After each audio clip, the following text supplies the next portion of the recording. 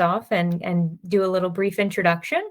So just want to say hello to everybody who's joining right now. And thank you for joining us for our webinar series, Residency Real Talk with Dr. Samir Desai. We're very happy to have you here with us tonight. Just to briefly introduce myself, my name is Alyssa Harlow, and I am the Director of Marketing here at MD2B Connect. If we haven't met before, I've probably talked to you in some way, shape, or form, maybe email or text. So now you can put a name to a face. Tonight, we will be going over your questions that you submitted in the Google form, and we'll be happy to take any questions at the end if there's any time from the chat.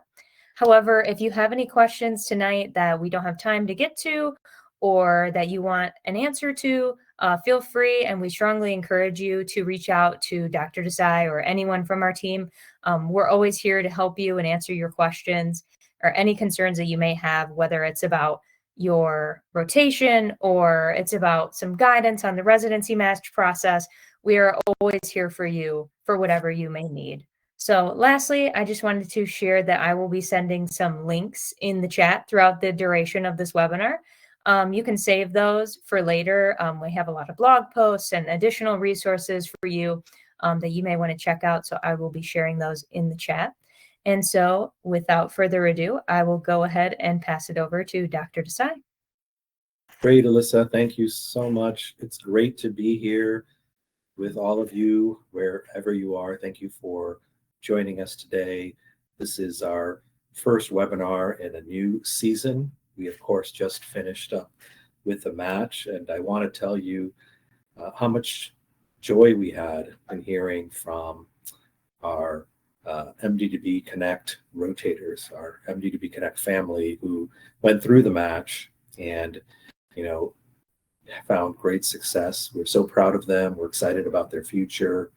And for us at MD2B Connect, the way we've created this program, it's an honor and a privilege for us to have you in the program, but it's even more privilege for us to get to know you over a long period of time. We really love to know about what makes you excited, what you want to do, what you're going after, and we like to be there in your corner every step of the way to support you, to make sure that you never feel like you're alone in this process, because it is a difficult process, as I'm sure we'll all agree.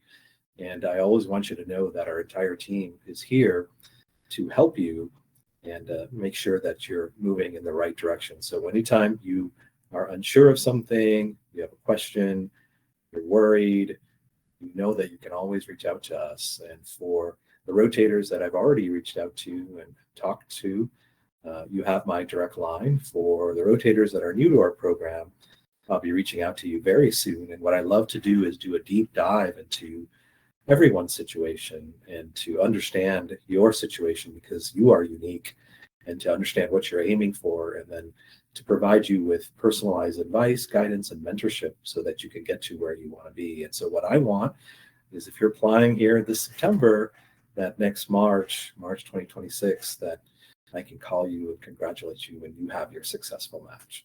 So that's my hope for you.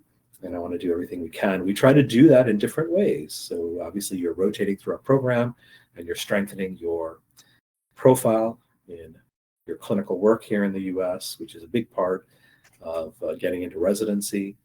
But, there's obviously so much more to it. And we want to support you through this webinar. And every month we will do a webinar and we will cover topics that are relevant to that particular time of the year, wherever we are in the application cycle. We have books that you all get. One is called The Successful Match, which is 650 pages of detailed information on how to match successfully. So if you haven't gotten that yet, you will get it soon. We have another book called Success on the Wards, which helps you unlock the full learning that you can get out of US clinical experiences and allows you to understand how to put your best foot forward and shine during your rotation experiences. We have extensive blogs at both of our websites at MD2B Connect, as well as our sister website, thesuccessfulmatch.com. These blogs are incredibly detailed. One of the things you'll realize about us is when we try to empower you with information, we take a very detailed approach because the details matter. And when you get advice from people about what it takes to match successfully, you'll often hear get high step scores, get your USCE, do well in your rotations, earn strong letters, write a compelling statement, have a great signaling strategy. So you hear all these advice, but the actual execution of all of these things, there's layers and layers of complexity for each one of these tasks, and that's where the details matter. And so that's what we try to do here, is to give you that information. So our blog posts, for example, are very detailed. They're very different. They have a lot of high yield content beyond the conventional advice that people typically see. And we pull that information by staying current in the field. So I myself have been a faculty member at the Baylor College of Medicine for 25 years. And I've sat on our internal medicine residency selection committee. I've sat on our medical school admissions committee, and interacting with colleagues in my field and other fields have given me a lot of insight into what people are looking for when they're evaluating applicants. And I also stay current by going to conferences and writing and speaking and visiting different institutions. And I try to take everything that I learn and bring it back to you so that you can use it and take the actions you need to make yourself a stronger candidate over time. And so this webinar is just another way to do that, but it's not the only way we strive to give you the information that you need. So today, what I wanted to do, since we're fresh off of the match, is talk a little bit about the match, share with you some observations, identify some strategies that I feel that you will find useful. And of course, as we always do with these webinars, answer your questions. So we had a lot of questions that you all submitted, many, many good questions. Seems like a lot of people are thinking about research these days. So we're going to cover as many questions as we can. And as Alyssa said, if we don't get to your question, all that means is I want you to reach out to me so that I can address your question just one-on-one. So there's always going to be that opportunity to address your questions. If we don't get to it here, there's going to be another opportunity some other time. All right, so let me share my screen so I can show you some slides. Let's see. Do this here. 1 second. Yeah, and while you're doing that, Dr. Desai, just wanted to wish everybody a good week and that you guys are having a good night. If you guys wanted to say in the chat where you're logging in from, we love to know that. It's just fun for us to know. I'm from Michigan. Dr. Desai is from Houston, so we're both on two different sides of the U.S., but we're all here with you tonight, so thank you for joining us again. Dr. Desai, it looks like that webinar is up. If you wanted to just proceed to the next slide and let you know if that's working. Okay, perfect. All right, Alyssa. Everything looks good. I think we're good to go. Fantastic. Okay, so a few observations from this match that just occurred. I'll share some good and some bad. The good is there were over 43,000 positions offered in the 2025 NRMP match. The bad news is that there were more applicants than positions offered, and there were over 52,000 registered applicants that were competing for these over 43,000 positions. And of course, that makes the match challenging. It makes it competitive. And that's why we want to have some great strategies moving forward that are going to increase our chances of having success in the match. And as I said before, I really do believe information is power. So this is a way to get that information across. Now, what are some other observations? Again, some good.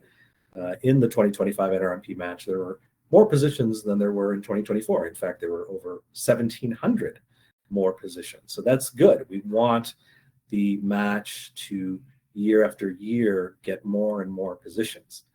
The bad news is there were more applicants in 2025 versus 2024. In fact, over 2,000 more applicants, and almost every major applicant type had an increase in applicant numbers. That includes USMDs, USDOs, and non-US IMGs. So that, of course, makes things more difficult. Let's take a look at US IMGs in the last match here. So we had over 4,500 US IMGs that participated in the match. Now, unlike the other applicant types that I just mentioned, our USMDs, USDOs, and our non-US IMGs, we actually had a decline in the number of US IMGs that took part in the match, a decline of about 3.5% from last year. Despite that decline, there was an increase in match rate among these US IMGs. So there was 67.8% match rate, which represented nearly 1% increase above the 2024 match rate. Now, staying with US IMGs, where do they match? What specialties are they matching into? Here is a slide that shows you the specialties that US IMGs are matching into in terms of absolute numbers in descending order. So at the top of the list, you have internal medicine, where some 1,100 plus US IMGs matched into, followed by family medicine, and then emergency medicine. The emergency medicine number I just want to point out to you because that represents a significant change over the numbers that we saw a couple of years ago. And we're seeing more US IMGs in emergency medicine because, as I'm sure most of you have heard, emergency medicine is not as coveted among US MD students as it once was. And so as a result of that, we're seeing some better results for the IMG community as a whole, and certainly among US IMGs. Then after that, you see pediatrics, you see psychiatry, you see general surgery. So all of these specialties have 100 or more people that have matched into it from the US IMG group in 2025. And then you have some specialties that don't have nearly as much success for US IMGs, such specialties as anesthesia, pathology, OB, and so on. Now, what about non-US IMGs? Well, there are far more non-US IMGs than US IMGs that participated in the 2025 match, about 2.5 times the number of US IMGs. And as opposed to the US IMGs that actually had a decline in applicant numbers, not so for non-US IMGs. We actually had an increase in the number of non-US IMG participants in the match, and not just a small increase, but a substantial increase of 14.4% over 2024. The match rate wasn't very much changed. It did go down a little bit when we compare 2025 to 2024. It was about 0.5% below last year's value. Now, what specialties are non-US IMGs matching into? As you might expect, internal medicine leads the list. Over 3,500 people match into internal medicine. That's a substantial number, followed by family medicine at a little over 800. Pediatrics, nearly 600. Substantial number of non-US IMGs matched into neurology as opposed to US IMGs. Almost 200 in psychiatry. Pathology, emergency medicine, you see some numbers there. You wouldn't see these numbers a few years ago. So there are emergency medicine programs that are taking a closer look at non-US IMGs, something that I wouldn't have said 3-4 years back. And then you see some other specialties that have historically been more competitive and are still quite competitive. That's general surgery, anesthesia, radiology, OB, where you see fewer non-US IMGs finding success. Now, what's been going on over time? It helps to look at some different years. So if we look at 2023, 2024, and 2025, this is for non-US IMGs. I selected some specialties for you to look at to see what the change has been. So if you see anesthesia there at the top, from 2023 to 2025, there's been a bit of an increase in the numbers of non-US IMGs matching into anesthesia. For emergency medicine, you see a substantial increase, especially in the year 2023 to 2024. Now, the number in parentheses, in 2023, you see that 61 non-US IMGs matched into EM. That number in parentheses of 554 were the number of unfilled positions in emergency medicine in that particular year. That corresponded to that sharp decline in interest in EM among US MD applicants, which came as quite a shock to the whole field of emergency medicine. And many programs had to scramble and fill those positions through the SOAP. And as the word filtered out to the applicants that emergency medicine was having a difficult time filling their positions, then that changed the landscape for other applicant types, including USDOs and IMGs. So you see that the IMG number doubled, right? The non-US IMGs from 2023 to 2024 went from 61 to 123. And in this most recent match, 131. So that kind of stabilized there. Then you see family medicine from 2023 to 2025. You're seeing increasing numbers of non-US IMGs matching into family medicine. The number in parentheses, again, are the number of unfilled positions in family medicine. So you see that every year, substantial number of positions in family medicine are not filled through the main residency match, which requires these programs to find applicants through the SOAP. Internal medicine, you can see that number of people matching among non-US IMGs has also been rising significantly from 2023 to 2025. Again, the numbers in parentheses are your unfilled positions. Not quite as many as you see in family medicine, but still quite a number of people, quite a number of programs that don't fill through the match. Then you can see the data for neurology. There's been some increase there. OB pathology, a little bit of a decrease in pathology.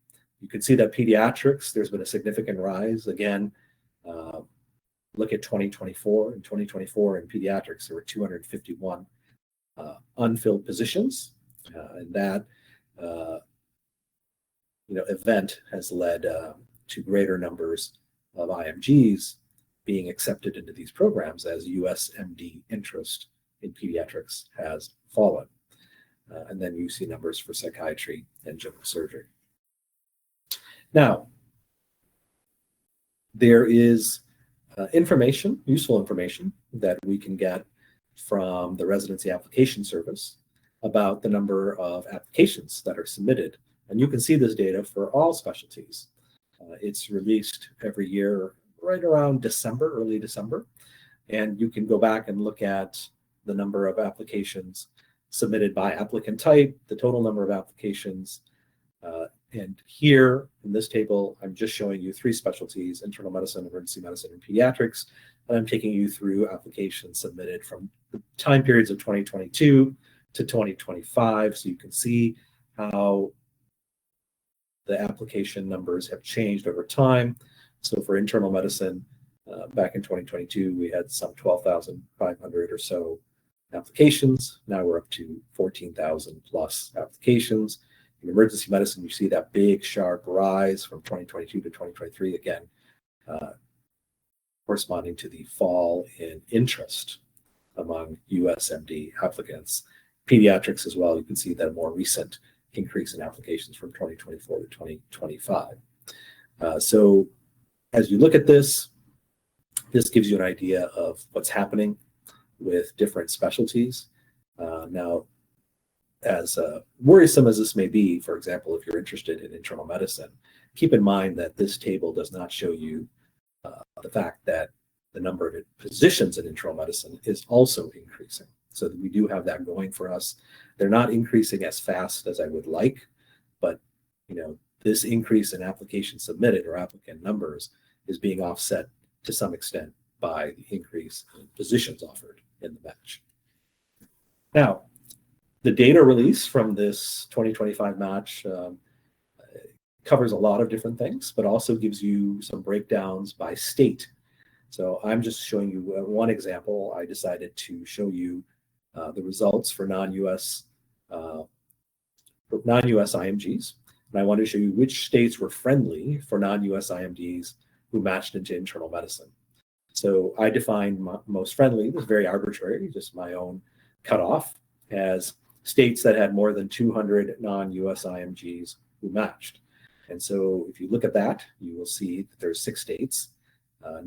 The state followed by the absolute number of people who matched from the non-US IMG applicant types. So New York, Florida, Pennsylvania, New Jersey, Michigan, and Texas.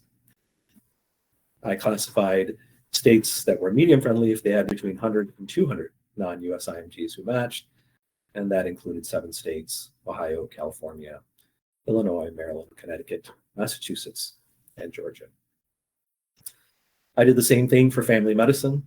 So if you're wondering, what are the states that are friendly for non-US IMG applicants for family medicine, you're not going to see the same absolute numbers as in internal medicine, because remember, there were 800 some non-US IMGs that matched in the family medicine as opposed to 3,500 that mentioned internal medicine, but I define the most friendly states for family medicine as any state that had more between 50 and 100 non-US IMGs, and there were 3: New York, Pennsylvania, and Michigan, and then medium friendly was this group that you see there. So you can take a look at this data by looking at the NRMP documents.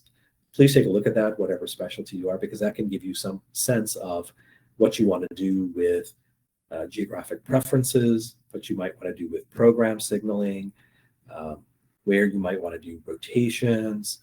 This might help you with your networking efforts. So there's a lot of value that comes from knowing where people are matching. All right, so we're going to spend the rest of this on your questions because I want to make sure I cover as many as I can. So here we go. All right, so we've got a lot of questions about research, and this will be the first one that we tackle. So the question is, will securing a research position make a difference when I'm applying? So let's talk about the importance of research. So historically, research has not been a top criteria in residency selection. When you look at all specialties across the board, now there are going to be some individual differences with certain specialties. We'll talk about that in a moment. But when you compare research to other criteria, survey after survey of program directors will show you that research is not as highly rated as some other criteria. Okay. That being said, we are in an era where the landscape is changing. So we all know that step 1 went pass-fail a few years back. And when step 1 went pass-fail, we speculated on how the residency selection process might change. And some of my colleagues reached out to program directors. They surveyed them in different specialties, and they asked, how is your residency selection practice going to change? How do you anticipate that it will change with step 1 changing from a numerical scoring to a pass-fail scoring? And there were some program directors in different specialties that said that they might start taking a closer look at research. It wasn't universal, but there was some suggestion that that would happen. Now, current surveys of program directors do show that research is important, but not universally so. And again, it does depend on your specialty. So if you're going after one of the most competitive specialties, so things like orthopedic surgery and dermatology and otolaryngology, plastic surgery, and radiology, these are specialties in which US medical students, doesn't matter whether they're MDs or DOs, they will spend time doing research. And an increasing number of these US students are taking a year out to do research. So that's becoming more common in specialties like dermatology, orthopedics, urology, ENT, neurosurgery. And in taking time out to do research, whether it's 1 year or 2 years, it's most commonly 1 year for USMD and DO students, it allows them to show that commitment to the specialty.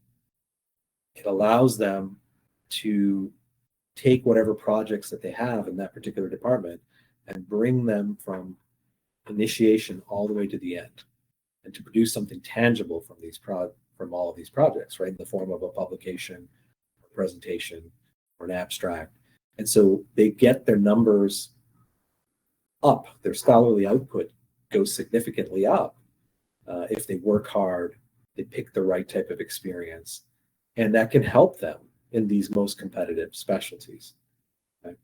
Now, US MDs and DOs don't typically do that for what are considered less competitive specialties for them. So they don't typically do that for internal medicine. They don't typically do that for family, for pediatrics, for emergency medicine. They don't take a year out to do research. They may get involved in some research projects, but they don't spend extra time or extend their medical school education because those specialties as a whole don't place the same value on research that the competitive specialties that we talk about do. Now, of course, we can't lump IMGs, right? We can't lump us in this group because USMDs and USDOs are different.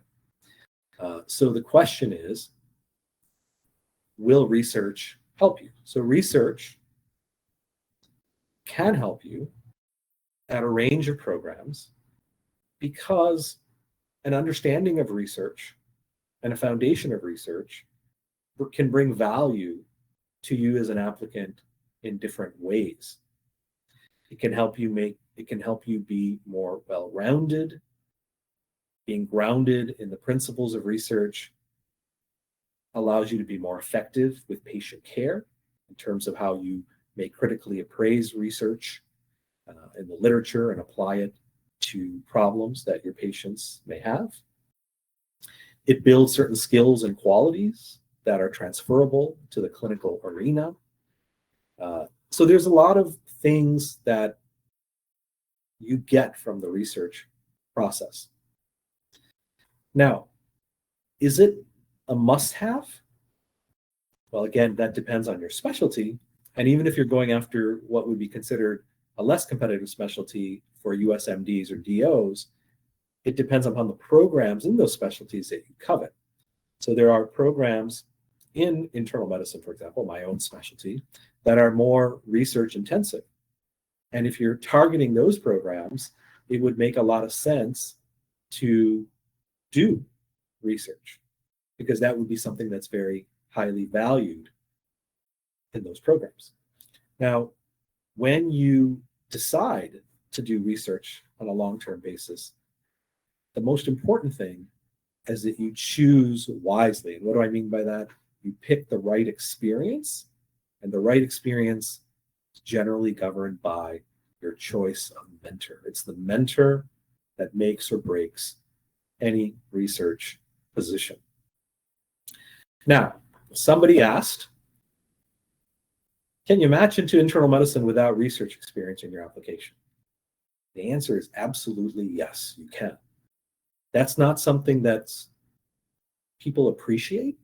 When I talk to USMDs, USDOs, IMGs, a lot of people think it's necessary. It's an absolute must to have research or you're not going to match into internal medicine. That is not true. So here's the data. This is data taken from Charting Outcomes in the Match for international medical graduates. I'm specifically sharing with you data that pertains to non-US IMGs. So if you look at research projects, this is again is for internal medicine. If you look at people who reported 0 research projects and matched, there were 257 of them in 22. This is the 2024 Charting Outcomes in the Match. 257 people matched. So it was about 257 out of about 486, and that's about 53%. Right? Now, if you start going up, people with 1 research project, now we're talking about 751 non-US IMGs who matched. But if you look at that number over the total number of people who listed 1 research project, meaning matched and unmatched applicants, it was 54% of people with 1 research project matched. If you're looking at 2, you're looking at 56%.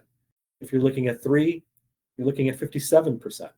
You're looking at 4 research projects, 58%. If you're looking at people with 5 or more research projects, 55% of those IMGs who listed 5 or more matched. So you don't see percentage-wise a significant difference in these percentages. And this is something that surprises people. But let's say that you're somewhere where you don't have access to research, and maybe you can't do research at all. You don't have an opportunity. You try, and it just doesn't happen. It doesn't shut you out of internal medicine. Let's say you have limited access to research, and maybe you land 1 research project, or maybe you land 2. Okay? For people with 0, 1, or 2 research projects, there were about 1,500 people who matched. Okay, now I don't think anybody would look at somebody with one research project and say they have a substantial amount of research, right? But yet 751 people in that applicant group matched. Now, some of you are going to say, okay, fine, that tells us about research projects, but what about abstracts, publications, and presentations? So how likely is it to match in internal medicine without abstracts, publications, and presentations? Well, I'm going to define that. I'm going to use APP for short, so apps, abstracts, publications, and presentations. So if you had 0 apps, the 2024 charting outcomes in the match shows us that there were 190 people, non-US IMGs now, who matched with 0 apps. 47%. So there were 407 total people with 0 apps, and 190 of them matched. So that's where we get the 47%. Now, what about people with 1 abstract, publication, or presentation? Well, there were 274 people who matched, and that was 50%. What about 2? That was 266, and that was 49%. What about people with 3? That was 52%. When we get to 4, we see a little bit of an increase at 59%. And we get to 5 or more, we're at 60%. Now, the numbers, unfortunately, when you get to 5 or more, they're not stratified any further. So we don't know how people do at 5 versus how people do at 10.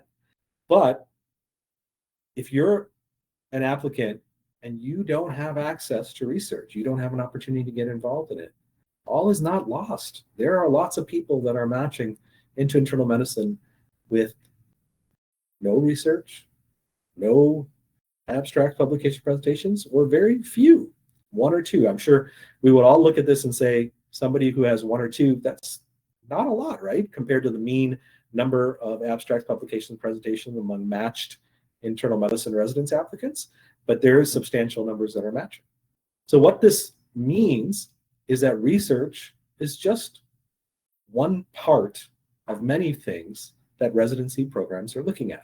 And the bottom line is, for a specialty like internal medicine, most programs are not looking to develop the next generation of researchers. The most important thing they're looking at is this applicant going to be clinically capable and clinically successful? That is the overriding concern. And they're looking for everything in your application to help them make that decision.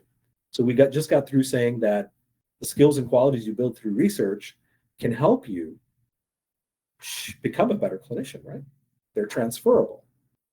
So are your other activities, your leadership, your community service, your community outreach, your teaching, your mentorship, your advocacy, and the list goes on and on.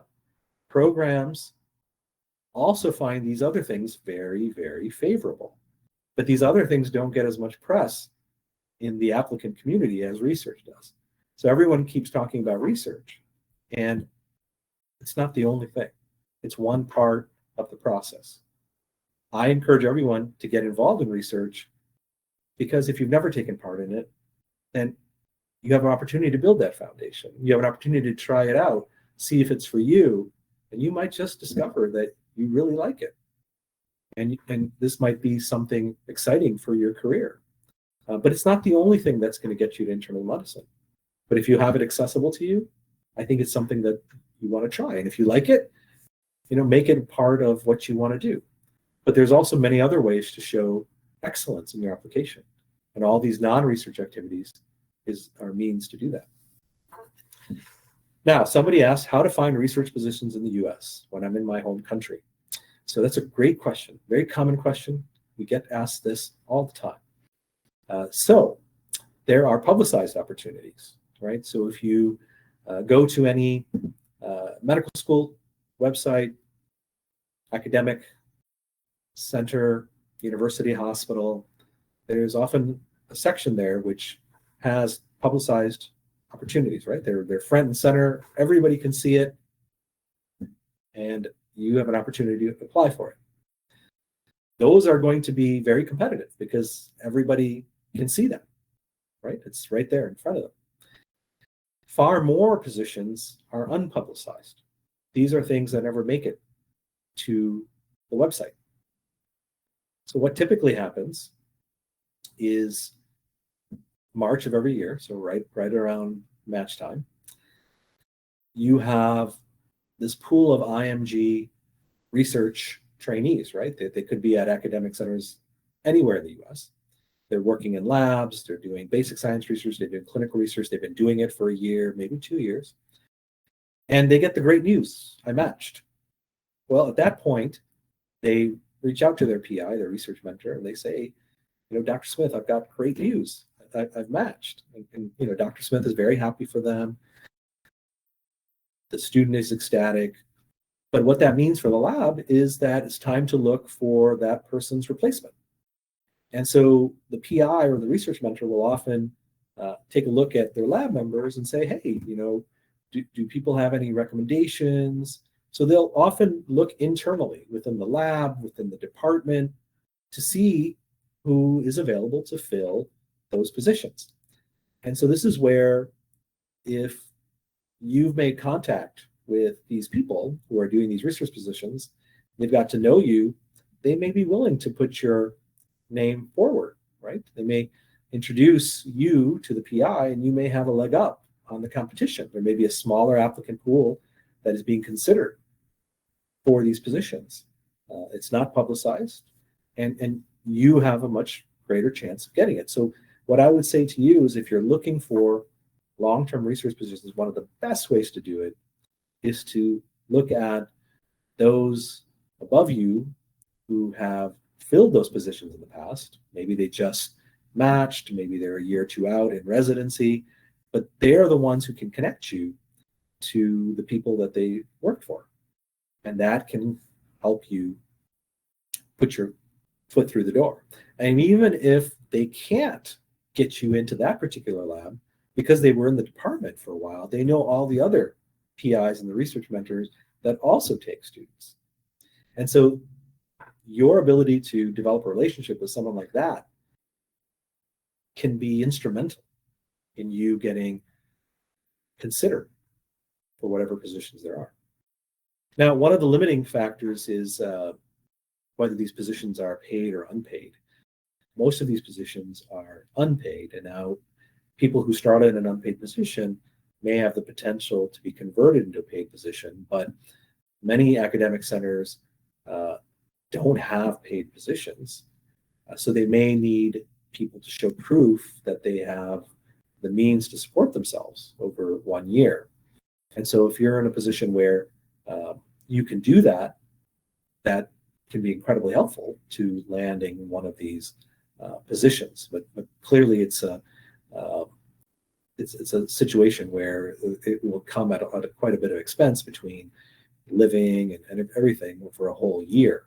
And some of these academic centers, with their locations being in some very prominent and desirable cities, it can be quite expensive. Now, it remains to be seen if these positions, what percentage of these positions will turn into paid positions in the current climate that we're in.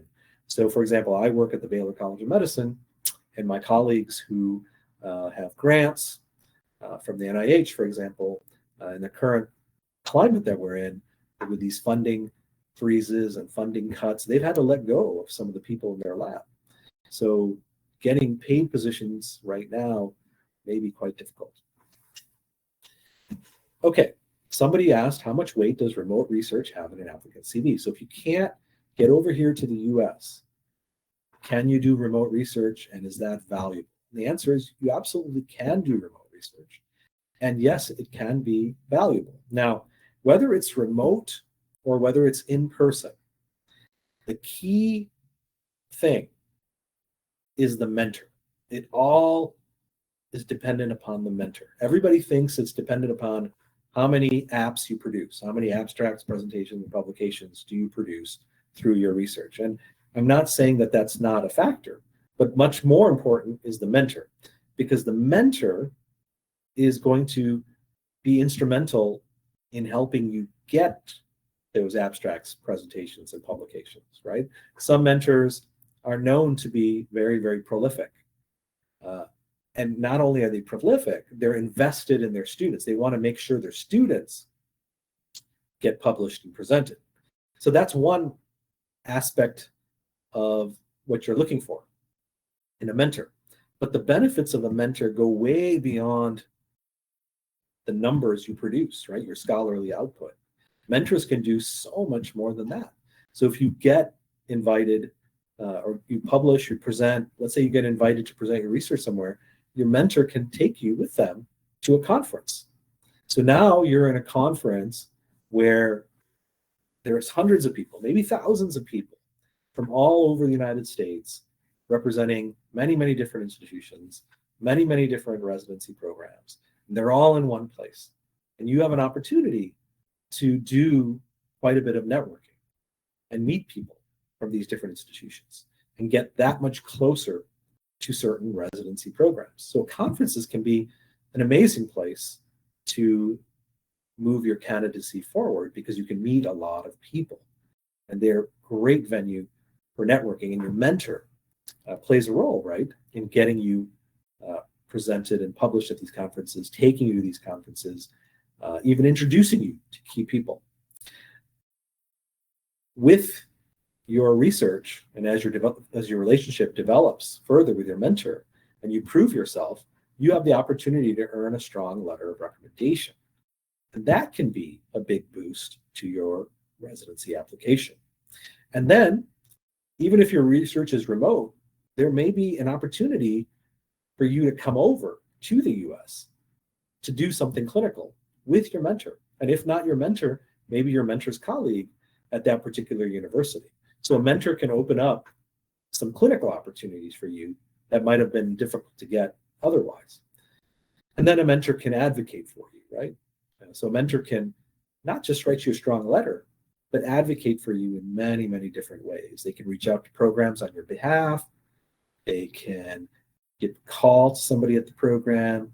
They can, at the end of the interview season, they can reinforce your desire to match with your number one program by maybe sending an email to that program in support of you.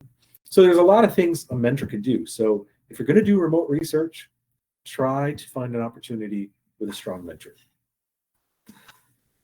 Another question was, how important is research when you're considering community hospital options? So as we just got through saying, research has value at a range of programs. It has value, obviously, at most highly academic programs, but it also has value at community programs that don't have a lot of research, because every resident, every physician can benefit from being grounded in research and research principles. Now, even at community programs, the importance, though, will vary, because there are some community programs that have very active areas of research. We tend to think that only university programs do a lot of research, but that's not true. Community programs are a very heterogeneous group. There's a lot of diversity there, and there's efforts at many community programs to build active areas of research. And so you'll see that as you start researching programs in more depth, and sometimes you'll be surprised. And it may not be that they have the same depth and breadth of research opportunities that, you know, University of Texas Southwestern or Emory University has, but they may be particularly strong in certain areas because they've made an effort to make that an area of excellence at that particular hospital. So again, its importance will depend on the program. Now, the one thing you have to be careful about is some of you are very strong in research. And although that can be very attractive, that may also be felt as maybe you're not the right fit for some community programs, because they may see your robust activity in research and they may feel that you're really looking for a program that maybe has a wider depth and breadth of research than what they have to offer. So as we're shifting into a more holistic review of applications, we're really looking at programs and applicants trying to find the right fit. So just like you're trying to find the right fit for your interests with a program, the program is trying to do the same. So if you're very strong in research, you don't necessarily want to present yourself to every program as, you know, this person who's so into research, because they may feel like they can't meet your needs, that particular program. And you may be very interested in that community program because maybe research was important to you for that period of time, but you're now ready to do something else with your life and your career. So part of this is going to be thinking about how you want to present your application through your ERAS activities, through your personal statement. Sometimes people write different personal statements for community programs and academic programs where there's a lot of research going on. So there's a lot of layers to think about in terms of how programs will look at research and how you want to present your research. And of course, I'm happy to talk to any one of you individually about your situations. Okay, we had a question about the competitiveness of internal medicine. Is it going to be more competitive in the coming cycles? And is it wise to apply broadly in this case? So I showed you this table before. This is the number of non-US IMGs who applied to internal medicine when you look at the years 2022 to 2025. So you see the rise in the number of applications from 12,500 2022 to 14,300 in 2025. Now, if you recall, I did say that the number of positions in internal medicine that are offered are also increasing year after year. So that's a good thing. Now, it's very hard to predict if a specialty is going to become more competitive because things can happen quickly. So I showed you those slides about emergency medicine, right? About pediatrics.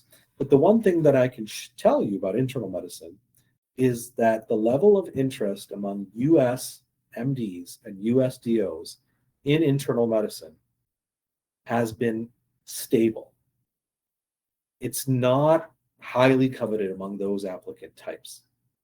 So the competitiveness of internal medicine, in my opinion, in the future, will not come from US MDs and DOs. It will come from the number of IMGs that desire to come to the US and apply for internal medicine. That's where the competition will come from. Now, within internal medicine, there has been a change in how competitive certain programs are. So I want to take you back to when I first started the Baylor College of Medicine. So when I started 25 years ago, and I was a junior faculty member, in our Baylor College of Medicine internal medicine program, 1/4 to 1/3 of our internal medicine residency class every year were international medical graduates. And that was great. You know, we had a very diverse class. But then in 2002, the AAMC did a survey, an investigation into physician manpower in the US. And the results of that study showed that we were going to have a tremendous shortage of physicians in 20 years. And so in response to that, the AAMC asked existing US medical schools to increase their class size, so increase their enrollment so we can graduate more physicians to meet the manpower shortage that was expected. In addition, the AAMC petitioned the state legislatures, every legislature in every state, to relax their rules so that new medical schools could be established. And so since 2002, we've had a proliferation of new medical schools, both USMD and USDO. And that has increased the pipeline of USMD and DO applicants into the system. And while USMD and DO applicants do not highly covet internal medicine, the end result of that is they filled more of the university positions in internal medicine. And we saw that at Baylor because those early classes, when I was a junior faculty member, they had 1/4 IMGs. 10 years later, we were lucky to have a few IMGs. And some years, we didn't even have any. And that was something that wasn't just specific to Baylor. It was happening all across the country. So when you're talking about competition, is it going to be more competitive? You also have to look at the programs that are, a particular individual covets. Now, is it wise to apply broadly? So we're also in this era of change in the form of program signals and geographic preferences. These are new additions to the residency application. We're going to talk about those things in future webinars. But program signals allow you to let a select number of programs in your specialty know that you have a deep interest in them. And by letting them know you have a deep interest in them, it brings your application to their attention. It prevents you from being overlooked. Now, a big driving force in the arrival of program signaling came from the challenges programs were having, because they were getting so many applications and they were finding it very hard to review all those applications and decide whom to interview. And so with the signals, they can quickly ascertain that there is this group of applicants that are deeply interested in them. So the hope is, in the program director community, that signaling will result in all applicant types sending applications to fewer programs. And we're actually seeing that in some of our most competitive specialties from US MDs. But for IMGs, we're in a different situation, okay? Because we don't right now, while we're in this transition period, we don't have data to suggest that this is the right time to apply to fewer programs, because programs are still trying to figure out how to use signals. Applicants are trying to figure out how to use them properly, and they're looking for transparency in the process. They're looking to programs to provide information on how the signals are used at their respective programs, and we're not getting that information to the extent that we need to feel comfortable enough to apply to fewer programs right now for IMGs. That may change, but until it does, in my opinion, if your situation allows you to apply broadly, that's better for you. We had a question, a very specific question from somebody. I'm a foreign-trained oncological surgeon applying for pathology, but with a very long year of graduation, over 10 years. Can my prior experience offset my long YOG? And I'll answer this question as it relates to the background as an oncological surgeon, but really this is going to be helpful for anybody that has a longer year of graduation. So it's also going to be helpful for anybody who's changing specialties. So we have a lot of people who are changing specialties, right?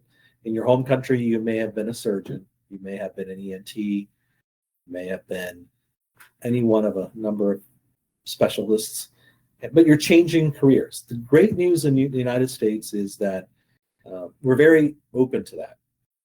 But what every residency program is going to be looking for is evidence that you have commitment, that your decision to make a specialty career change is well thought out.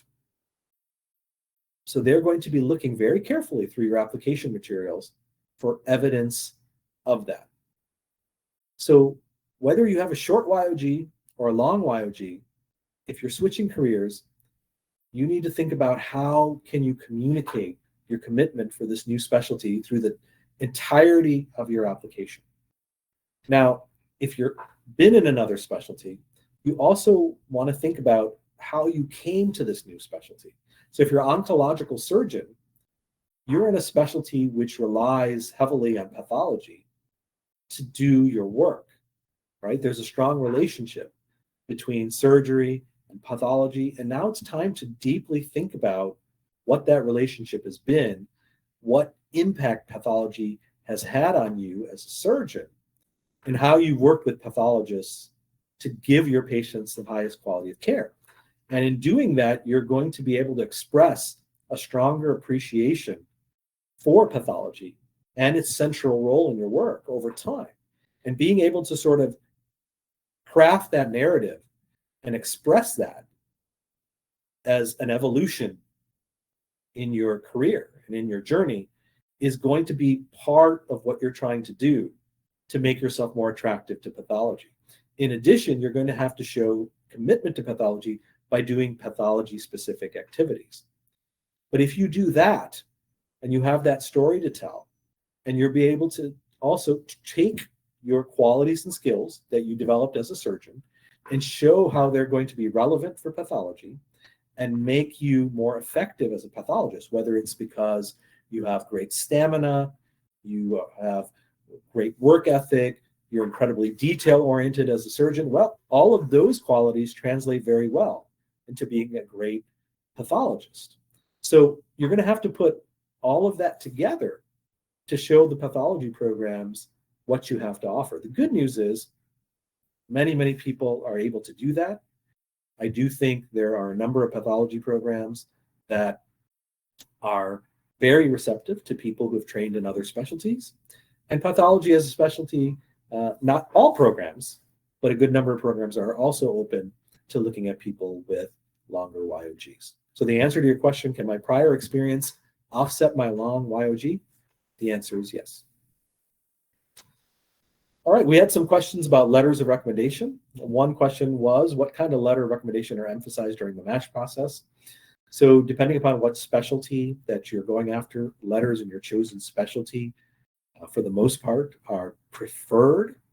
I do recognize that some of you might be dual applying. So if you are applying to more than one specialty, you have to have specialty-specific letters. It makes your life a bit more difficult because you may have to do more in the form of U.S. clinical experience, but it's important to show commitment to that specialty. A lot of people think that they can easily get into another specialty, their backup specialty, so to speak, without doing much in that backup specialty. But that usually doesn't work out very well. So you do need letters in your chosen specialty. You need letters that are meaningful and specific. So what that means is you need to work with preceptors, attendings that are going to get to know you, are going to spend time and are invested in you. They're going to see you in action. They're going to have you take an active role, and they're going to be able to see how you fulfill the duties that you'll be expected to do as a resident under their supervision. And in doing so, they're going to be able to put in meaningful and very specific content, the type of content that will form a mental picture in the reader's mind that you would be doing those things for that particular program that they belong to. And so they want evidence that the letter writer clearly knows you well. So what that means is you have to have a good rotation plan in mind. So there are challenges to accruing these types of letters for various reasons that are not well appreciated. Okay, so for example, I'm going to give you the example of a letter of recommendation from a university type rotation. So when people talk to me and they say, hey, Dr. Desai, what do you think about university rotations? I always tell them, I want you to do a university rotation. I think it's going to be great for you. It's important. It's an important part of your journey, your education. But I want you to think about what the impacts that has on your letter of recommendation. And why do I say that? I say that because 25 years ago, when I joined the Baylor College of Medicine, and I was on the inpatient service, I would be on the inpatient service for a whole month. So for 4 weeks, I was with the same team. And that team consisted of a PGY3 resident, so a senior resident, 2 PGY1s, so 2 interns, and then usually a Baylor sub-intern and maybe 1 or 2 Baylor third-year medical students. And we would be together for 4 weeks. We would get to know each other really well. And it was great. We had a great time. We had fun. We did everything we could to take care of our patients and give them the best care. And by the end of that 4 weeks, I would know my learner so well that it would be easy for me to write an effective and meaningful letter. Now, 25 years later, so I am currently on a hospital service right now where I have, again, PGY3, 2 PGY1s, a couple of Baylor students. But guess what? I'm not on for 4 weeks. I'm only on for 2 weeks. And in these 2 weeks, my residents and students are switching off at 1 week. So I'm going to have a group of learners for 1 week and a completely different group of learners in my second week. So I won't be with the same group for 4 weeks. And that is what's happening at universities all across the United States, is people like me who used to be on for 4 weeks are now only on for 1 week, or if we're lucky, 2 weeks. So when you go to a university rotation, what you have to keep in mind is that because of these types of factors, more and more universities are coming right out and saying, we don't guarantee a letter from this experience, or we don't give a letter from this experience. Even when you can get a letter from this experience, you're at the mercy of the structure of that rotation. So if you're on a hematology oncology rotation and the attending is switching off every week, you're only working with that individual for 5 days. And then you get a second attending for 5 days and a third, right? Maybe if you're lucky, you get somebody for a couple of weeks. And that limits the depth of the relationship you build with the university attending. So my area of research at Baylor is on optimizing learning in rotations. And one of my focus areas of research is how to help students adjust to new rotations, because a lot of uncertainty exists at the beginning of a rotation, and that uncertainty can linger on for a while and impact the adjustment process, which prevents a student from showing their true abilities, which is why I've always been an advocate of 4-week experiences in medical education. Because if you have 4 weeks, you get used to the new environment after 1 or 2 weeks, and you're hitting your stride and you're reaching your peak level. So that by the time you're in weeks 3 and 4, you're really showing your true self, right? But if you're in a university rotation and you're in a structure where it's switching off every week, you can never quite get comfortable because you never know what everybody's preference is, because every time you just master one attending's preference, a new attending starts. So that is one of the biggest challenges of university rotations, and why it can be challenging. The other thing that it can be challenging at university rotations is the university attending, people like myself, are used to the US medical student.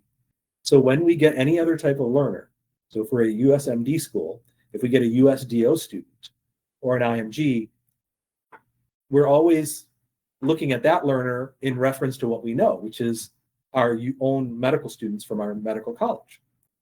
And the advantage that a US medical student has that a US DO or an IMG who's new to rotation or new to institution doesn't have is they don't have familiarity with the institution. They don't have knowledge of how processes work. And there's a learning curve to that.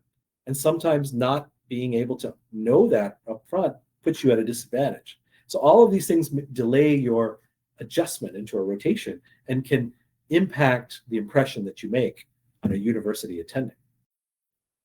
So that's a long story, but it's meant to show you that there's a lot of complexity to what this whole process of figuring out when and where to do rotations. I do want you to look at university rotations. I think they're great experiences, but the best time to do a university rotation is when you do something that prepares you for that university rotation. If you start off right off the bat with a university rotation, it's a very tall order to show your true self. To give you one more story, I grew up in the US. I went to a US medical school. In my first month, which was a family medicine rotation, even though I was used to the system, I struggled. I wasn't showing my true self. In my second month, my second rotation, I did psychiatry. I was better in psychiatry than I was in family medicine, but I was still struggling in some respects. I hadn't mastered how to present cases.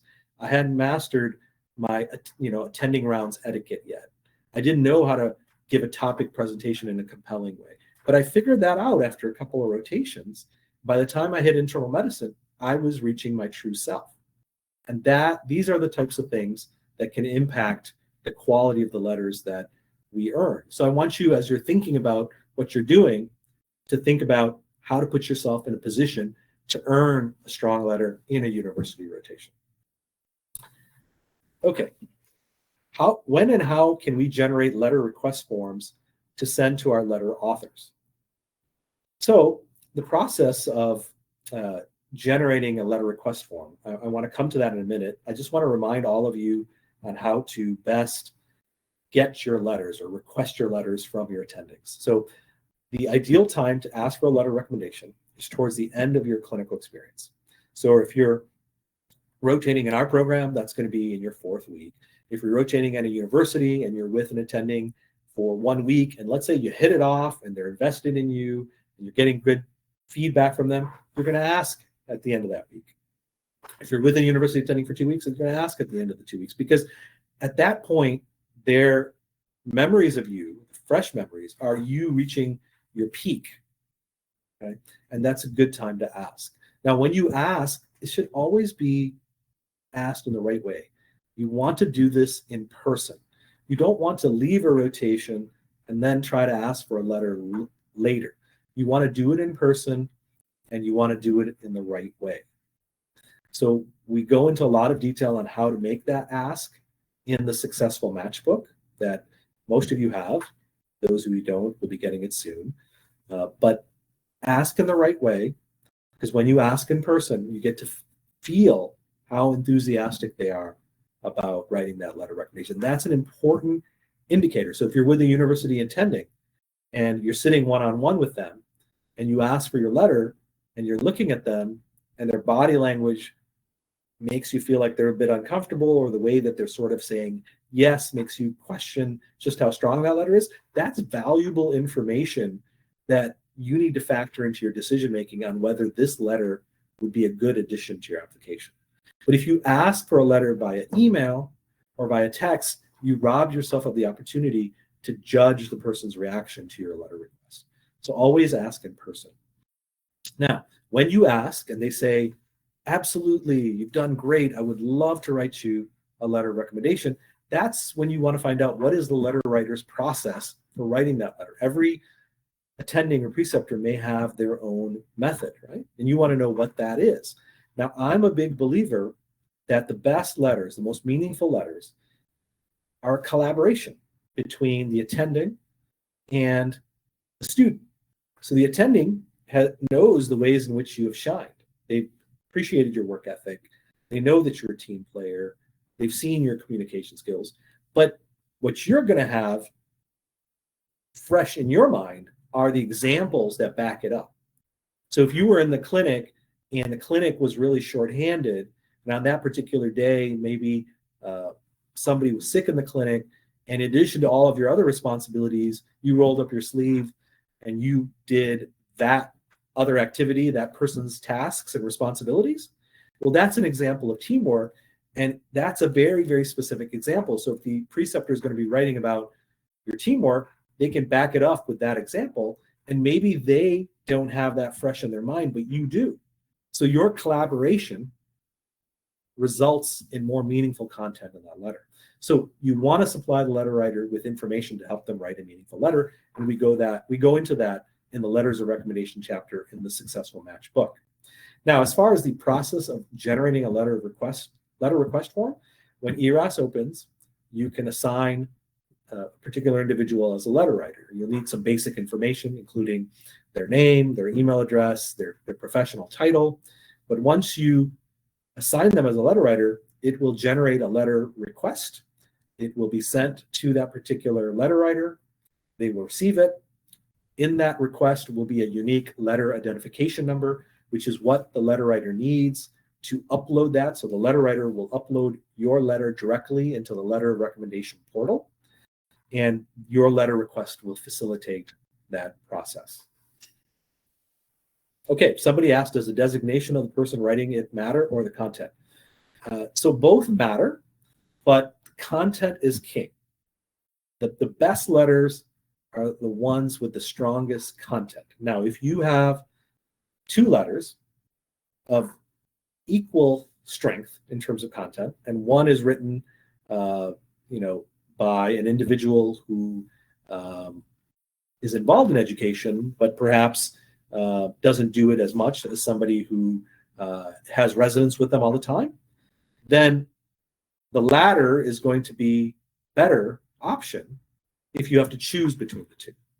So again, the designation of the person, if the person is a chairman, a program director, associate PD, and you have a very peripheral or superficial relationship with that person, and there's another person who's not a PD or an APD or chairman, and that person knows you well and writes you a glowing letter, that glowing letter is going to be far more impactful to your application than a brief superficial letter written by a program director at a prominent place. So content is king. How long after submitting the ERAS application in September can I take the step 3? So score reports usually within 4 weeks.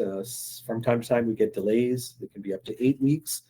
If you are taking the step 3 after you apply in September for the purposes of improving your rank list position. So some programs will factor in step 3 scores in their rank list ordering of applicants. Then taking it no later than late November may be in your best interest, because let's say the worst case scenario happens and there's an 8-week score report delay, okay? Then your score is going to come out in the end of January, early February, and that's okay because programs will not have finalized a rank list by then. Rank order list deadlines have traditionally been towards the end of February. This year was early March, okay? So to be on the safe side, you'll get that score. If you take it later in November, chances are good, right? Because score report usually is within 4 weeks. Chances are good it'll be there, but you can't be 100% confident because of those delays that have occurred. So that's what I would say about timing of step 3. Here's another question. Does getting a very high score on step 2 raise suspicion of cheating in light of the recent scandals? And they define a high score as above 270. And the second question related to this was, and if so, should IMGs essentially aim for a lower score to avoid such suspicions for a better chance of matching?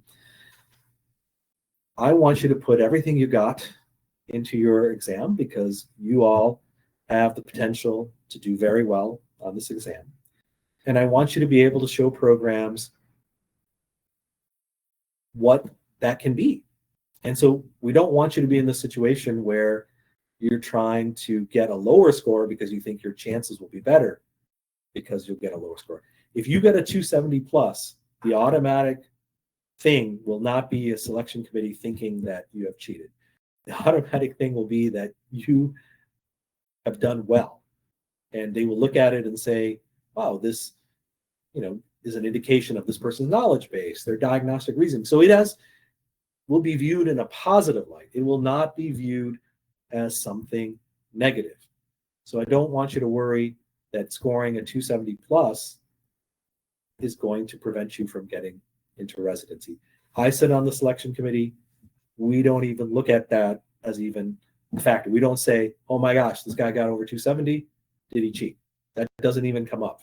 And when I go to academic conferences and talk to people, that's not something that comes up either. So the reflex will not be to think that you've cheated. So just do the best that you can. And if you score 270 plus, kudos to you. Okay, and I think this is our last question. I know we've gone over a little bit. Somebody asked, how can I improve my CV for the next cycle as someone who did not match? So there's a lot you can do. First, you need to have an objective analysis. So sometimes we rely exclusively on ourselves. And since we're so close to the situation, we may not always see things objectively. So having somebody else weigh in, your preceptor, your attending, your mentor, can be very useful for knowing where to target your efforts. Now, if you haven't taken some step exams, for example, step 3, that may be something you want to do in terms of improving your CV. Your U.S. clinical experience. Do you need to do something different there? Have you gotten enough? Have you gotten enough in the proper form? So enough will vary depending from program to program. Some programs will say, we want to see 3 months. You might see some that say 4 months, 6 months. Some will say 1 year. So if you get your USCE months up, you may unlock a whole new set of programs. Now, in addition to that, you have to look at what kind of USCE are they looking for. So some programs will come out and say, we don't consider observerships. So you have to factor that into your USCE from your previous cycle. Like, what was the nature of the USCE? Did you have only one type of experience? Was it all outpatient? Was it all inpatient? Ideal thing is to have a mix of USCE. So again, looking closely at your USCE, that will help you make some decisions on, is there a need to improve that area? Having a well-rounded application is very important. So do you have some things in volunteer work? Do you have some things in research? Are you doing anything in leadership, community service, teaching, mentorship? With your 10 experiences, it'd be great if you can present yourself as a well-rounded applicant. That doesn't mean you have to be deep in all of these things. I'm a big believer in finding your passions and going deep into your passions. So if you go deep into teaching, if you love advocacy, go deep into advocacy. But if you can be involved in other things, that shows programs that you're well-rounded. And if programs have certain missions, they'll be more drawn to you because you've at least taken part in some of those things. We talked about letters of recommendation. They're the second most important factor in the residency selection process. So you can analyze your letters. You may not have access to them, but you can do the best that you can to think about whether you need to strengthen that part of your application. A lot of people have done great things, but when it comes time to describing them in their application, they don't do it in a compelling way. This is a very common thing, and that might be where you need to devote some of your efforts. Same thing with a personal statement. We're going to have a webinar on that later this year, but having a statement that resonates with the application reviewer and makes them say, oh, I need to really want to meet this person at an interview, that's what you're trying to do. Audition rotations. Now, that can help you get noticed by a program. But before you do an audition rotation, ask yourself, am I ready to shine in an audition rotation? Sometimes we see people who do audition rotations as their first rotation in the US. And that, just as I told you about my story of how long it took me to get comfortable, I struggled in family medicine, struggled in psychiatry. It takes time to get to where you need to be to show your true stuff. So you don't want to waste your opportunity on an audition rotation if you do it too early. Signaling and geographic preferences. Again, we'll talk about that in a future webinar, but some applicants have struggled in the match in recent years because perhaps their application signaling strategy may not have been optimal for their situation. Networking. Did you do much networking? And if so, and if you didn't, can you do more? Can you be more effective as a networker? Those are things that can definitely be improved. And although this is not part of your CV, if you've gone through a cycle and you had interviews, was it your interview performance? Could that have been improved? And can you being a stronger interviewee get you to where you want to be? So these are the things that you want to think about. And again, having someone objectively go through this can be very, very helpful. So that brings us to the end here. I know we won't have time to take any other questions. Alyssa, I'm going to. Yeah, sure. I will go ahead and close this off. Just in case you noticed, I did have a little bit of a technical difficulty on my end. So hopefully that didn't translate to any of you. But if that did, I apologize. Besides the fact, I just want to say thank you all so much for joining us tonight. We really do enjoy doing this webinar for you and answering your guys' questions. If there were any questions tonight that we weren't able to get to, or some additional questions that maybe you had in follow-up to the questions that we answered, please feel free to reach out to any one of us on our team, including Dr. Desai. We are here for you, and we want to make you successful and help you in any way that we can. So please don't hesitate to reach out to any of us. You can reach out to your client service representative, and you can reach out to Dr. Desai as well. And like I said, we're here to help you with anything that it may be, whether it's about the residency match process or if it's about your rotation. So we just want to give you the tools to succeed. So like I said, please don't hesitate. And I think with that said, just thank you again for joining us, and I'll pass it over to you for some closing remarks, Dr. Desai. Thank you, Alyssa. I want to thank all of you for joining us today. I meant what I said earlier. I don't want you to go through any of this process thinking that you're ever alone. You have us in your corner. It's not about just doing a rotation. It's about us having a long-term relationship with you. We spent a lot of time in this area of residency matching. We've learned a lot over the years, and I'm excited and happy to share anything I've learned with you. I like to dive deep, as I said, into your particular situation. And as I do that, I get to know you better. I get to hear about what you're excited about, and it helps me give you suggestions, things that you can take action on that are pertinent for your situation, that get you closer and closer to where you want to be. So don't hesitate to reach out to me. Like I said, if I haven't contacted you yet, I will, and you'll have my direct line. And so our relationship just begins when you start rotating with us. It continues past that, and I'll be in your corner. I'm ready to help you when you need, because you truly are part of the MD2B Connect family. So thank you for joining us. Look forward to talking with you all soon. Thank you so much. Have a great night, everyone. Take care.